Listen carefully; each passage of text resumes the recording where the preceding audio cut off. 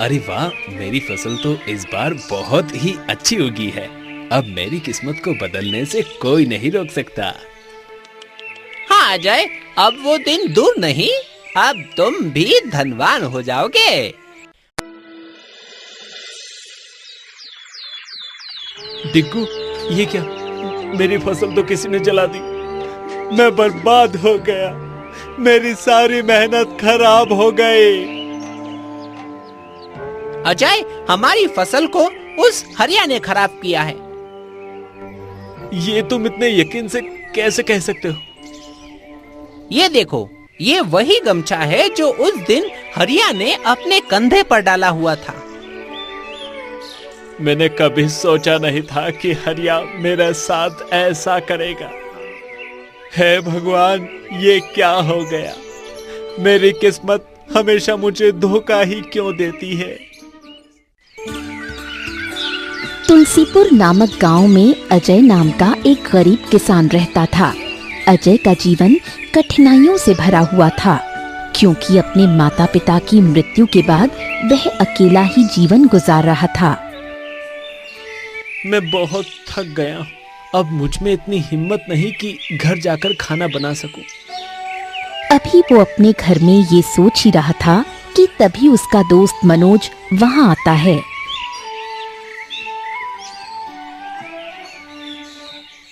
अरे अजय, क्या हुआ? तुम क्या सोच रहे हो? कुछ नहीं मनोज। अजय, कोई तो बात है जो तुम मुझे बता नहीं रहे। बताओ, क्या सोच रहे हो? मनोज के पूछने पर अजय उसे अपनी थकान के बारे में बताता है। अजय, मैं समझ सकता हूँ। ऐसा करो, आज तुम मेरे साथ मेरे घर चलो और वहीं पर खाना खा लेना। नहीं मनोज, रहने दो। खामखा भाभी परेशान होंगी। अजय, मैंने कहा ना, चलो मेरे साथ। भला एक वक्त की रोटी से क्या फर्क पड़ जाएगा? फिर मनोज अजय को अपने साथ अपने घर ले आता है।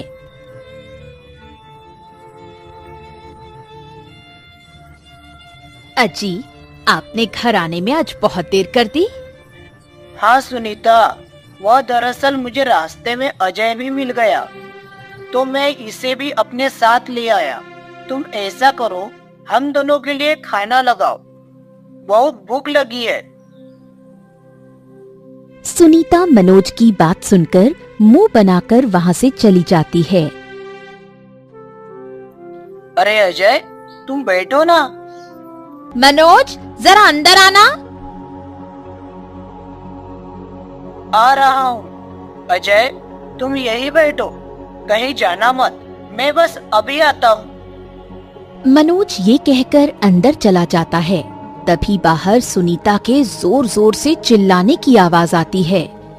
एक तो पहले ही हमारे हालात इतने बुरे हैं कि 2 वक्त की रोटी भी मुश्किल से नसीब होती है।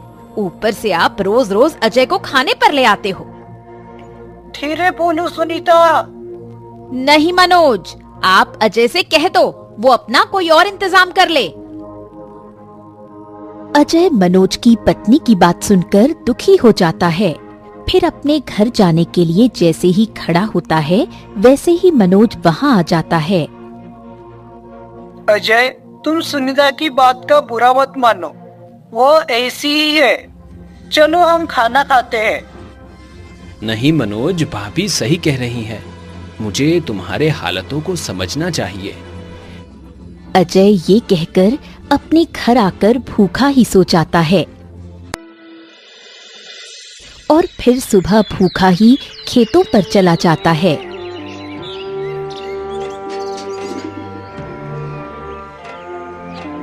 मैं रोज यही सोचकर इस बंजर जमीन पर काम करता हूँ कि कभी तो मेरी किस्मत चमकेगी, मगर ऐसा नहीं होता। अजय दुखी मन से एक पेड़ के नीचे बैठा था। तभी एक तपस्वी वहां से गुजरते हुए अजय के पास आते हैं।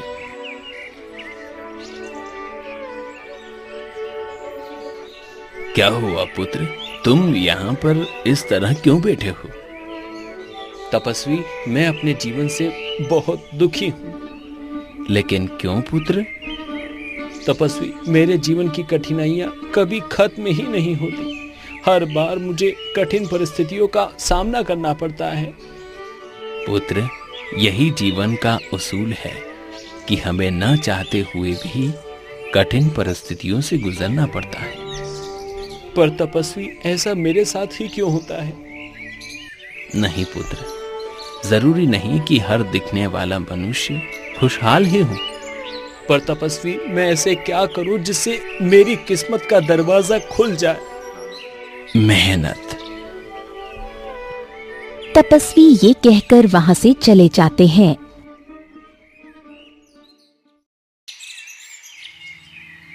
अजय अगले दिन फिर खेत में काम करने निकल जाता है कि तभी रास्ते में उसे एक घायल बंदर दिखाई देता है। अरे ये बंदर यहाँ कैसे घायल पड़ा है? उठो प्यारे बंदर, तुम कौन हो और तुम्हारी ये हालत किसने की है? मेरा नाम डिग्गू बंदर है। मुझे जंगल के कुछ जानवरों ने बहुत मारा है। ओह, ये तो तुम्हारे साथ बहुत बुरा हुआ है। रुको, मैं अभी तुम्हें दवाई लगाता हूँ।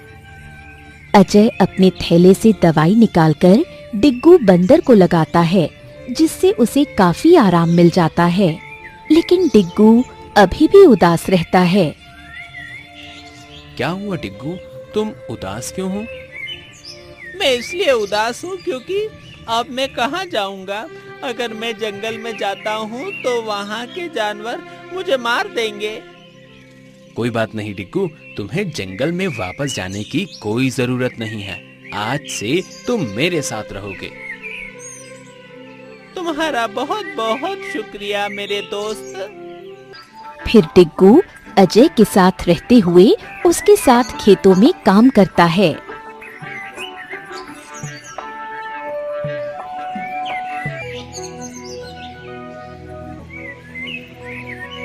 पता नहीं डिग्गू, मेरी किस्मत का दरवाजा कब खुलेगा। तुम परेशान मत हो दोस्त, तुम्हें जल्दी ही कामयाबी मिलेगी। अभी अजय और डिग्गू आपस में बातें ही कर रहे थे कि तभी वहाँ हरिया नाम का एक आदमी आता है। अजय, तुम खामखा ही इतनी मेहनत कर रहे हो, ये जानते हुए भी कि किस बंजर जमीन पर तुम्हें सफलता नहीं मिलेगी। भाई, ये तो किस्मत की बात है। अगर मेरी किस्मत में सफलता लिखी होगी तो जरूर मिलेगी। बेवकूफ। हरिया ये कहकर वहाँ से चला जाता है। अजय और डिग्गू बंदर मिलकर उस बंजर जमीन को उपजाऊ बनाने में कामयाब हो जाते हैं। आखिर हम सफल हो ही गए डिग्गू। हाँ दोस्त, ये सब हमारी मेहनत का नतीजा है। अभी अजय और डिग्गू दोनों बातें ही कर रहे थे कि तभी हरिया वहाँ फिर आता है और फसल देखकर सोचता है, इसने तो वाकई काफी अच्छी फसल उगा ली है। ऐसा करता हूँ, इसे मैं बेवकूफ बनाकर अपने खेत का भी काम करवा लेता हूँ। अजय, तुम्हारी फसल तो बहुत अच्छी हुई है। अगर तुम बुरा न मानो तो मेरे खेतों में भी थोड़ा काम करा दो। बदले में मुझसे कुछ पैसे ले लेना। भाई, अभी तो मेरी फसल पूरी तरह से तैयार नहीं हुई है, इसलिए अभी मैं तुम्हारे खेतों में काम नहीं कर सकूंगा। अजय, तुमने एक फसल क्या उगा ली?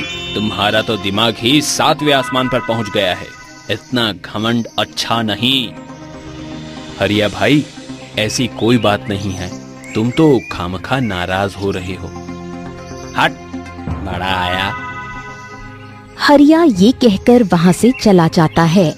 अजय और डिग्गू घर आकर खाना बनाते हैं और खाने के लिए बैठ जाते हैं। तभी वहाँ मनोज आ जाता है। अच्छा किया मनोज जो तुम आ गए। आओ, हमारे साथ खाना खाओ। मैंने तुम्हारी फसल देखी, इसलिए तुमसे मिलने चला आया। हाँ मनोज, इस बार मेरी फसल बहुत अच्छी उगी है। शायद अब मेरी किस्मत बदल जाएगी। वह दिन दूर नहीं मेरे दोस्त, जब तुम धनवान हो जाओगे। अच्छा मनोज, खाना ठंडा हो रहा है, खाना खाओ। अजय, कब तक तुम अकेले रहोगे? तुम विवाह क्यों नहीं कर लेते?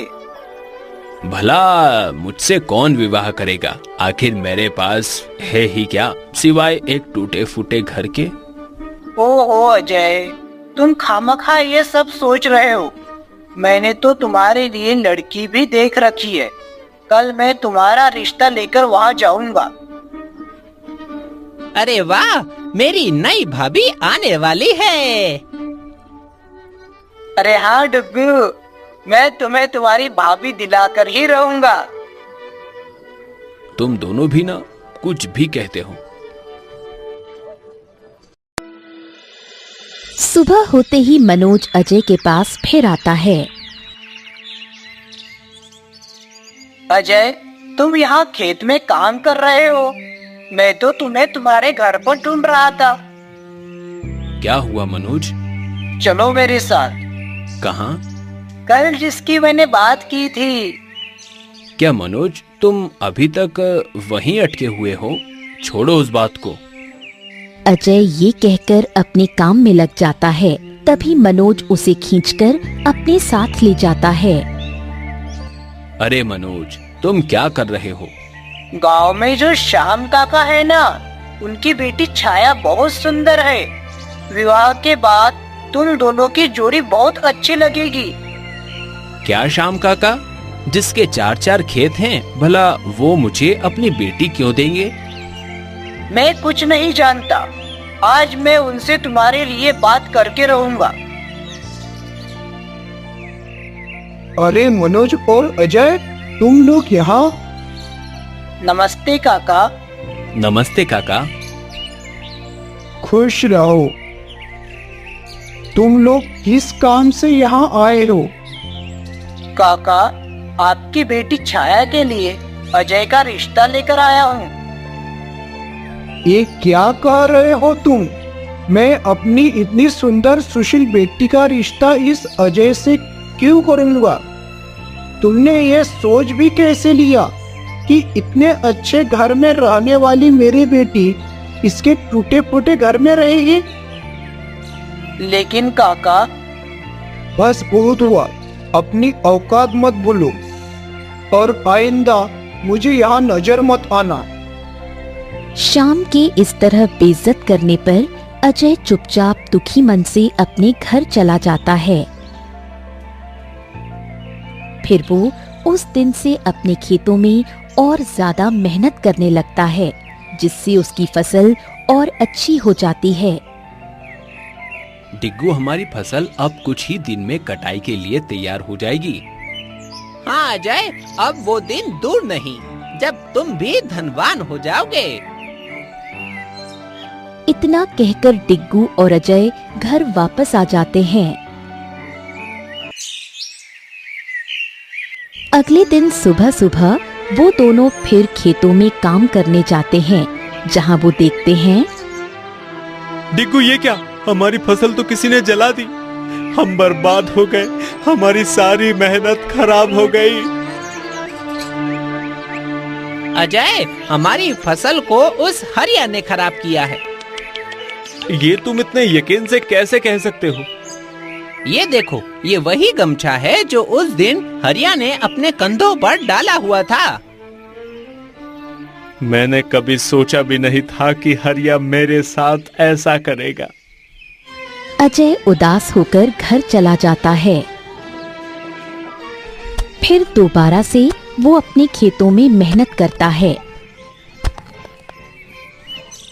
और कुछ ही समय में एक अच्छी फसल उगा लेता है। तुम्हारा बहुत बहुत शुक्रिया डिग्गू। अगर तुम ना होते तो मैं दोबारा इतनी मेहनत कभी भी नहीं कर सकता था। ये तो मेरा फर्ज था। भला मैं अपने साथी की मदद नहीं करूँगा तो किसकी करूँगा? अभी अजय और डिग्गू आपस में बातें ही कर रहे थे कि तभी अचानक से मूसलाधार बरसात शुरू हो जाती है।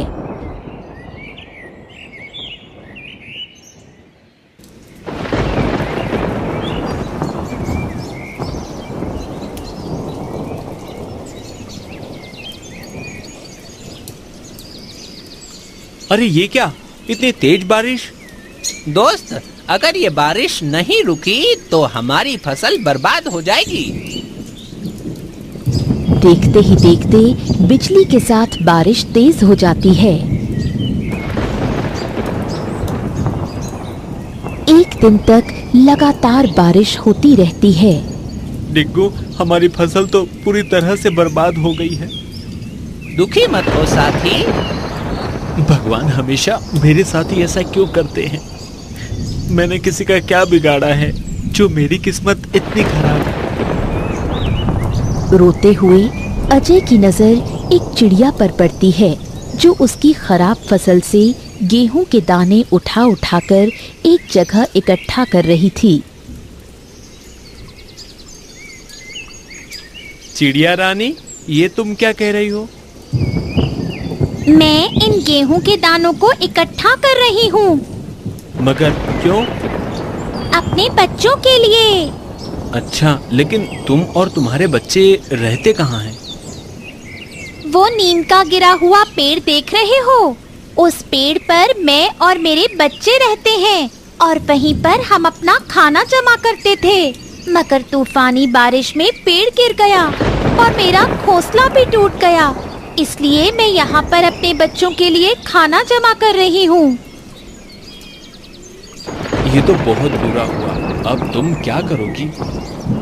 कोई बात नहीं, मेहनत करके मैं दोबारा घोंसला बना लूंगी। क्या तुम्हें दुख नहीं हुआ? तुम्हारी मेहनत बर्बाद हो गई। दुख तो बहुत हुआ, लेकिन जीवन का यही उद्देश्य है। कड़ी मेहनत के बाद ही सफलता मिलती है। चिड़िया की बात सुनकर अजय खामोश हो जाता है। तुम क्यों दुखी हो? चिड़िया के पूछने पर अजय उसे सब कुछ बताता है। किस्मत सिर्फ हमारी मेहनत पर टिकी होती है। हम जितनी ज्यादा मेहनत करेंगे उतनी ही ज्यादा हमारी किस्मत चमकेगी। चिड़िया ये कहकर अपने काम में लग जाती है। डिग्गू, जब ये छोटी सी चिड़िया अपनी किस्मत के लिए इतनी मेहनत कर सकती है तो मैं क्यों नहीं? सही कहा मेरे दोस्त।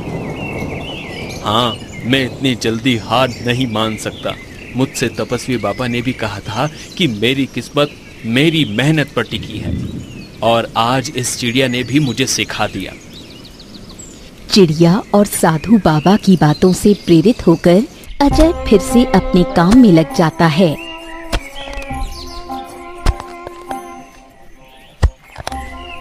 अजय और टिग्गू की मेहनत और लगन से फसल दोबारा उगती है और इस बार पहले से और भी ज्यादा अच्छी होती है। अजय, मुझे माफ कर दो। मैंने तुम्हारी फसल को आग लगाया था, इसलिए भगवान ने मेरी फसल उस बरसात में खराब कर दी। और तो और अब मेरा पूरा खेत बंजर हो गया है। कोई बात नहीं हरिया भाई, तुम्हें अपनी गलती का एहसास हुआ, मेरे लिए यही काफी है।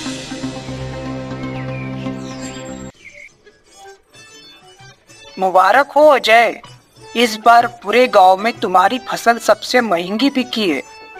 अब तो तुम्हारी किस्मत पूरी तरह से बदल गई है। हाँ मनोज, अब मैं इन पैसों से 4 खेत लूंगा और नया घर। अभी वो दोनों बातें कर ही रहे थे कि तभी वहाँ श्याम काका आते हैं। अजय बेटा, मुझे माफ कर दो। मैंने उस दिन तुम्हारी बहुत बेइज्जती की थी। अरे कोई बात नहीं काका, अगर उस दिन आप मुझे वो सब बातें न कहते तो शायद आज मैं यहाँ न होता। बेटा, तुम्हारा दिल बहुत बड़ा है जो तुमने मुझे माफ कर दिया। आज मैं तुम्हारे दर पर खुद अपनी बेटी का रिश्ता लेकर आया हूँ। क्या तुम छाया से शादी करोगे? सोच क्या रहे हो अजय? शादी के लिए हाँ कर दो। ठीक है काका, मैं शादी के लिए तैयार हूँ, लेकिन एक बार आप छाया से भी पूछ लीजिए, क्या वो मुझसे शादी करना चाहती है? मैं छाया को भी अपने साथ लेकर आया हूँ, तुम खुद ही उससे पूछ लो। उतने में छाया घर के अंदर आती है और कहती है, मैं तो उसी दिन आपकी हो गई थी अजय, जिस दिन आप बापू को बिना कोई जवाब दिए चुपचाप वहां से चले गए थे। अब अजय और छाया की शादी हो जाती है और वो दोनों अपने नए घर में खुशी खुशी रहने लगते हैं। वाकई मेहनत ही किस्मत का असली दरवाजा है।